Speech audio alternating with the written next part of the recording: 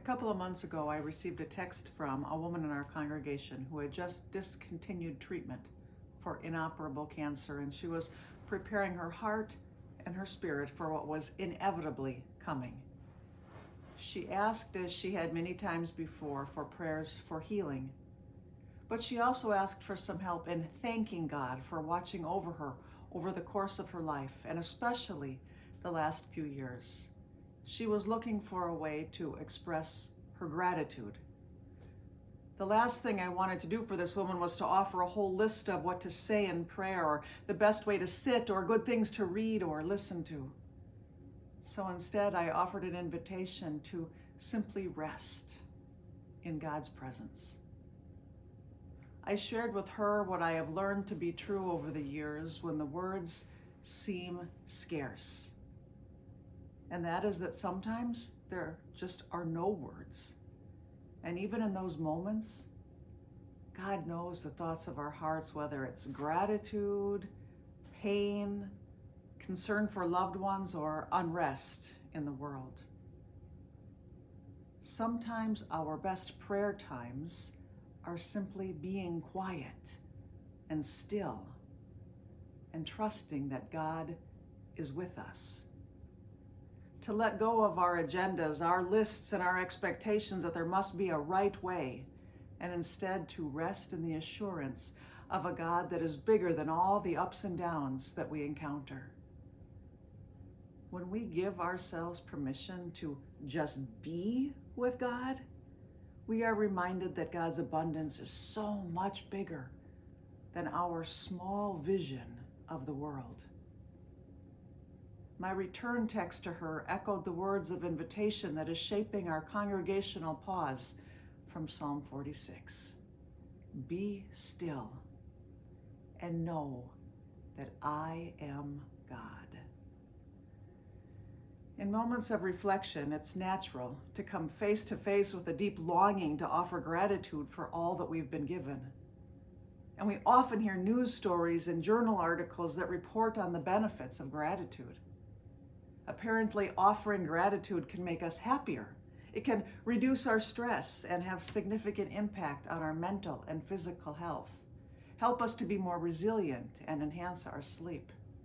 And that's all good news, right? But notice how quickly gratitude can go from being thankful and aware of God's abundance to being an opportunity to express gratitude about material things or successes or whatever else that we consider to be blessings. When we use the words grateful for, we turn thankfulness into a commodity, and we are grateful for the stuff of our lives. Diana Butler Bass, a theologian and a teacher who literally wrote the book on gratitude, offers a different way to think about gratitude. In her book, Grateful, Bass acknowledges the importance of being grateful for life's material blessings, but believes that there is more to gratitude than simply what comes after the preposition for. Like, I'm grateful for my family, for my warm home this evening, or boots that keep me warm. I'm grateful for a car that's reliable to get to work. She recommends that we use other prepositions too when we think about gratitude as a way to open our imaginations and experience gratitude for more than just things. Prepositions like to. Whom or what are you grateful? What challenges have you been grateful through? Have you been grateful with others? What have you discovered gratitude within? Has something in your life been changed by being grateful?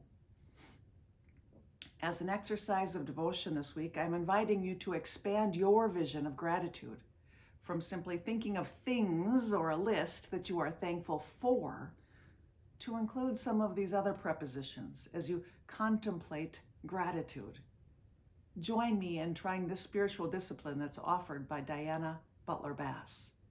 To start, you can take several 3x5 cards or pieces of paper and write out different prepositions on each one. Some prepositions might be to or through, maybe for, with, within, by, and in. And then throughout the week, you can take out one of your cards to share your gratitudes using that particular preposition as a prompt. My prayer for all of us during this time of a sacred pause is that we feel connected in meaningful ways to our Creator God for all that God does for us in our living and in our dying and in every kind of day in between. Be still and know. Amen.